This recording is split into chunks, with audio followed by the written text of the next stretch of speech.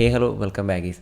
കഴിയുമെങ്കിൽ ഈ ഒരു വീഡിയോ എല്ലാവരും ഫുള്ളായിട്ട് കാണാൻ ശ്രമിക്കുക. സോ ഇന്ത്യ വേഴ്സസ് അഫ്ഗാനിസ്ഥാൻ ആദ്യ T20 മത്സരം നാളെ നടക്കാനിരിക്കുകയാണ്. ഇപ്പം പത്രസമ്മേളനത്തിൽ നിന്നും ലേറ്റസ്റ്റ് ആയിട്ട് അറിയാൻ സാധിച്ചിട്ടുള്ളത് ആദ്യ T20 മത്സരത്തിൽ വിരാട് കോഹ്ലി ഉണ്ടാവില്ല എന്നുള്ളതാണ്. ഇത് നമ്മുടെ ടീമിനെ കാര്യമായിട്ട് ബാധിക്കാനുള്ള സാധ്യതകൾ വളരെയധികം കുറവാണ്. കാരണം എന്താണെന്ന് വെച്ച് കഴിഞ്ഞാൽ നമുക്ക് നന്നായിട്ട് അറിയാം, കഴിഞ്ഞ ഒരു വർഷമായിട്ട് വിരാട് കോഹ്ലി T20 ടീമിൽ ഉൾപ്പെട്ടിട്ടുണ്ടായിരുന്നില്ല. അപ്പോൾ അതുകൊണ്ട് വലിയ പ്രശ്നങ്ങൾ, അതായത് വിരാട് കോഹ്ലി ആദ്യ മത്സരം കളിക്കാത്തതിൻ്റെതായ പ്രശ്നങ്ങൾ ടീമിൽ ഉണ്ടാവാനുള്ള സാധ്യതകൾ വളരെയധികം കുറവാണ്. സോ ടീമിലേക്ക് നോക്കിക്കഴിഞ്ഞാൽ വളരെയധികം പ്രതീക്ഷ തരുന്നൊരു സ്ക്വാഡ് തന്നെയാണ് ഇപ്പോൾ BCCI പുറത്തുവിട്ടിരിക്കുന്നത്. എസ്പെഷ്യലി നമ്മൾ മലയാളികൾ ഏറ്റവും കൂടുതൽ നോക്കിക്കാണുന്ന സഞ്ജു സാംസൻ്റെ കാര്യം തന്നെയാണ്. ഇന്ത്യ വേഴ്സസ് അഫ്ഗാനിസ്ഥാൻ ഒരു പ്രിവ്യൂവിലേക്ക് പോവുകയാണെങ്കിൽ അഫ്ഗാനിസ്ഥാനെ ഒരിക്കലും അണ്ടർസ്റ്റിമേറ്റ് ചെയ്യാൻ പാടില്ല.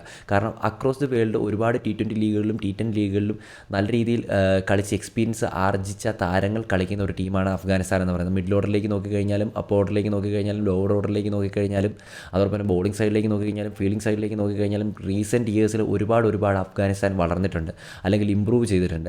ഈവൻ വേൾഡ് കപ്പിലേക്ക് നോക്കിക്കഴിഞ്ഞാൽ പോലും നമുക്ക് മനസ്സിലാക്കാൻ സാധിക്കും എത്ര മനോഹരമായിട്ടാണ് ഓരോ മത്സരം കഴിയും തോറും അവിടെ അഫ്ഗാനിസ്ഥാൻ വളർന്നു വന്നുകൊണ്ടിരിക്കുന്നതെന്ന്.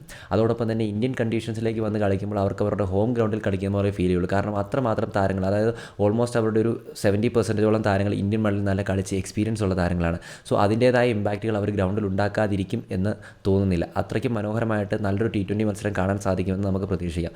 അതോടൊപ്പം തന്നെ എസ്പെഷ്യലി ലിമിറ്റഡ് ഓവർ ക്രിക്കറ്റ് മാച്ചസിൽ ഒരിക്കലും നമ്മൾ ഇങ്ങനെയുള്ള ടീമിനെ അണ്ടർസ്റ്റിമേറ്റ് ചെയ്യാനും പാടില്ല. ആൻഡ് ഇന്ത്യൻ സൈഡിലേക്ക് നോക്കിക്കഴിഞ്ഞാൽ ഞാൻ പറഞ്ഞ പോലെ തന്നെ നല്ലൊരു സ്ട്രോങ് ലൈനപ്പ് നമുക്ക് ബിൽഡ് ചെയ്യാൻ സാധിക്കും അഫ്ഗാനിസ്ഥാനെതിരെ. നമുക്കറിയാം, ശ്രേയസ് അയ്യർ, ഇഷാൻ കിഷൻ, സൂര്യകുമാർ യാദവ്, ഹർദിക് പാണ്ഡ്യ എന്നിവരില്ലെങ്കിലും നിലവിലെ T20 സ്ക്വാഡിലേക്ക് നോക്കിക്കഴിഞ്ഞാൽ അത്യാവശ്യം പ്രോമിസിംഗ് ആയിട്ടുള്ള ഒരുപാട് പ്ലേയേഴ്സ് ഈ ഒരു സ്ക്വാഡിലുണ്ട്. എസ്പെഷ്യലി വിരാട് കോഹ്ലി കൂടി പോയതുകൊണ്ട് യങ്സ്റ്റർ ആയിട്ടുള്ള മറ്റൊരാൾക്കും കൂടി ആ ഒരു ലെവലിലേക്ക് ചാൻസ് കിട്ടുകയാണ്. ബാറ്റിംഗ് ഓർഡറിലേക്ക് നോക്കിക്കഴിഞ്ഞാൽ ഒരു left and right hand open combination പരീക്ഷിക്കാൻ തന്നെയായിരിക്കും സാധ്യതകൾ കൂടുതൽ. അതായത് ജയ്സ്വാൾ, രോഹിത് ശർമ്മ ഓപ്പണിംഗ് കൂട്ടുകെട്ടും കോഹ്ലിയുടെ സ്ഥിരം പൊസിഷനായിട്ടുള്ള വൺ ഡൗണിൽ പ്രോബബ്ലി ഗില്ലായിരിക്കും കളിക്കുക. അതിനുശേഷം തിലക് വർമ്മയും അതിനുശേഷം സഞ്ജു സാംസണെയും റിങ്കുവിനെയും ഓൾറൗണ്ടറായിട്ട് അക്സർ അല്ലെങ്കിൽ വാഷിംഗ്ടൺ സുന്ദർ, ഇവരിൽ ആരെങ്കിലും ഒരാളെ നമുക്ക് പ്രതീക്ഷിക്കാം. ഈ ഒരു ലൈനപ്പിൽ നിന്ന് നമുക്ക് മനസ്സിലാക്കും ആ ഒരു ഡെപ്തുള്ള ബാറ്റിംഗ് ലൈനപ്പ് നമുക്ക് കാണാൻ സാധിക്കുന്നുണ്ട്. ആൻഡ് ബോളിംഗ് സൈഡിലേക്ക് നോക്കിക്കഴിഞ്ഞാൽ ഓൾറെഡി ഒരു ഓൾറൗണ്ടർ സ്പിൻ ഓൾറൗണ്ടർ ഉള്ളതുകൊണ്ട് ഒരു സ്പിന്നറെ കൂടി മാത്രമേ പരീക്ഷിക്കുള്ളൂ. അല്ലാണ്ട് വേറൊരു സ്പിന്നർ, അതായത് 2 സ്പിന്നർമാരുണ്ട്, ഒന്ന് കുൽദീപും അതോടൊപ്പം തന്നെ നമ്മുടെ രവി ബിഷ്ണോയ്. ഇവർ രണ്ടുപേരും ഒരുമിച്ച് പരീക്ഷിക്കാൻ സാധ്യതകൾ കുറവാണ്. ഒന്നുകിൽ കുൽദീപ് അല്ല എങ്കിൽ രവി ബിഷ്ണോയ്. ഇവർ രണ്ടുപേരിൽ ഒരാൾ മാത്രമേ കളിക്കുള്ളൂ. പേസ് ബോളർമാരിലേക്ക് നോക്കിക്കഴിഞ്ഞാൽ അർഷ്ദീപ്, മുകേഷ് കുമാർ, ആവേശ് ഖാൻ എന്നിവർ വരാനാണ് സാധ്യതകൾ കൂടുതൽ. സോ എന്തായാലും ഞാൻ പറഞ്ഞ പോലെ തന്നെ വളരെയധികം പ്രോമിസിംഗ് ആയിട്ടൊരു സ്ക്വാഡ് നമുക്കുണ്ടെങ്കിലും ഞാൻ ഓൾറെഡി പറഞ്ഞത് അണ്ടർസ്റ്റിമേറ്റ് ചെയ്യാൻ പാടില്ല അഫ്ഗാനിസ്ഥാനെ.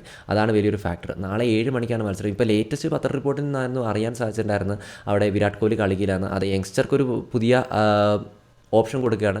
അദ്ദേഹം അടുത്ത മത്സരം തൊട്ട് വരും. അപ്പോൾ എന്താ ചെയ്യണമെന്ന് വെച്ച് കഴിഞ്ഞാൽ കിട്ടുന്ന അവസരം ആരാണെങ്കിലും മുതലാക്കാം.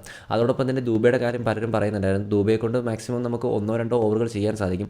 അത് വേറൊരു ഗുണം എന്താണെന്ന് വെച്ച് കഴിഞ്ഞാൽ അഫ്ഗാനിസ്ഥാനെതിരെ കളിപ്പിച്ച് കഴിഞ്ഞാൽ സ്പിന്നേഴ്സിനെ നല്ല രീതിയിൽ പുള്ളി നേരിടും. അഫ്ഗാൻ്റെ ഏറ്റവും വലിയ അഡ്വാൻറ്റേജ് ഉള്ളൊരു സൈഡാണ് സ്പിൻ എന്ന് പറയുന്നത്, സ്പിൻ സൈഡ്. ഈവൻ റാഷിദ് ഖാനെ പോലുള്ള പ്ലേയേഴ്സ് അവിടെ ഉള്ളപ്പം സോ അവരെയൊക്കെ നേരിടാൻ പറ്റുന്നൊരു ടാലൻറ്റഡ് ആയിട്ടുള്ള ബാറ്റ്സ്മാനാണ് നമ്മുടെ ദൂബെ എന്ന് പറയുന്നത്. ദൂബെ സ്ക്വാഡിലുണ്ട്. ലാസ്റ്റ് T20 ടൂർണമെൻറ്റിൽ അദ്ദേഹത്തിന് കളിക്കാൻ സാധിച്ചിട്ടുണ്ടായിരുന്നില്ല, സ്ക്വാഡിൽ തിരഞ്ഞെടുക്കപ്പെട്ടിട്ടുണ്ടായിരുന്നെങ്കിലും അദ്ദേഹത്തിന് അവസരം കിട്ടാനുള്ള സാധ്യതയുണ്ട്. ഒരു 1 to 2 ഓവർ അദ്ദേഹത്തിനെ കൊണ്ട് എറിയാനും സാധിക്കും. പക്ഷേ IPL അദ്ദേഹത്തിനെ യൂസ് ചെയ്തിട്ടുണ്ടായിരുന്നില്ല. പക്ഷേ രഞ്ജി ട്രോഫിയിൽ ഇപ്പോൾ ബോൾ ചെയ്യുന്നുണ്ടായിരുന്നാണ് എനിക്ക് തോന്നുന്നത്. സെയ്ദ് മുസ്താഖ് അലിയിലും വിജയ് ഹസാരയിലും ഓവർ ചെയ്തിട്ടുണ്ടായിരുന്നു തോന്നുന്നു. പക്ഷേ IPL പുള്ളിയും കൊണ്ട് ഓവർ ചെയ്തിട്ടുണ്ടായിരുന്നില്ല ചെന്നൈ.